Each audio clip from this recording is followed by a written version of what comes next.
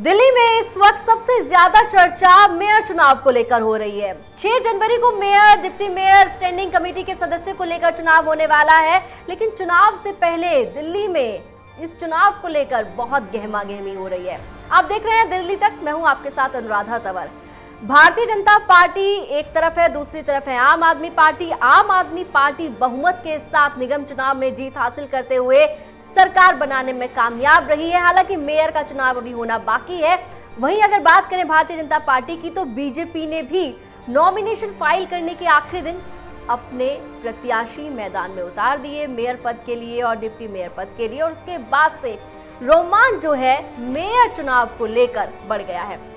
हालांकि आपको ये बता दें कि 26 तारीख को आम आदमी पार्टी की ओर से घोषित डॉक्टर शैली ओबरॉय को नॉमिनेशन फाइल करने के लिए आम आदमी पार्टी के तमाम बड़े नेता पहुंचे थे और डॉक्टर शैली ओबरॉय ने मेयर पद के लिए नॉमिनेशन फाइल किया था।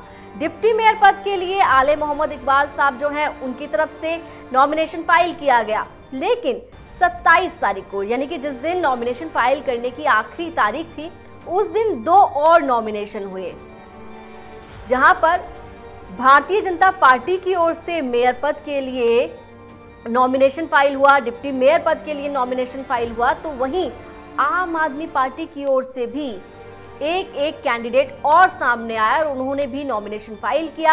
आपको बता दें कि डिप्टी मेयर के लिए भी नॉमिनेशन फाइल किया आम आदमी पार्टी की ओर से जलज कुमार ने, और मेयर पद के लिए आम आदमी पार्टी की ओर से आशु ठाकुर ने नॉमिनेशन फाइल किया। लेकिन अब स्थिति बहुत हद तक साफ हो गई है। साफ ऐसे हुई है कि जो नॉमिनेशन आम आदमी पार्टी की तरफ से 27 तारीख को फाइल किए गए थे, वो विड्रॉ किए जा चुके हैं।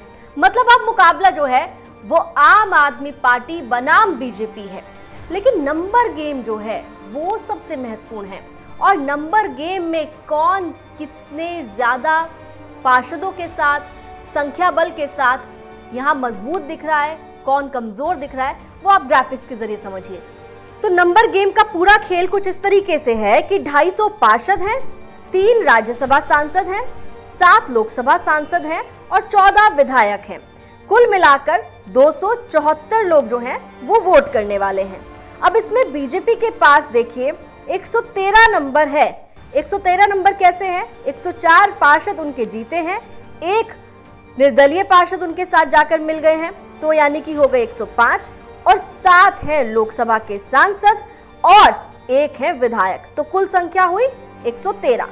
आम आदमी पार्टी के पास संख्या है 150। वो कैसे? 134 उनके पार्षद जीते हैं, 3 राज्यसभा सांसद और 13 विधायक उनके पास हैं। वहीं कांग्रेस के पास 9, अदर्स के पास 2। तो नंबर गेम में तो फिलहाल बाजी जो है वो अरविंद केजरीवाल की पार्टी आम आदमी पार्टी के पास है।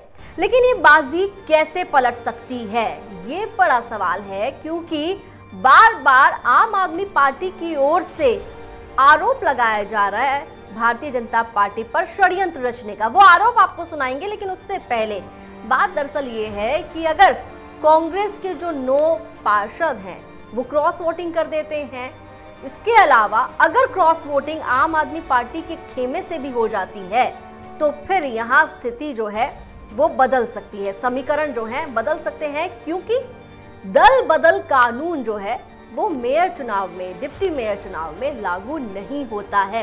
ऐसे में बहुत सतर्क रहने की जरूरत है तमाम पार्टियों को।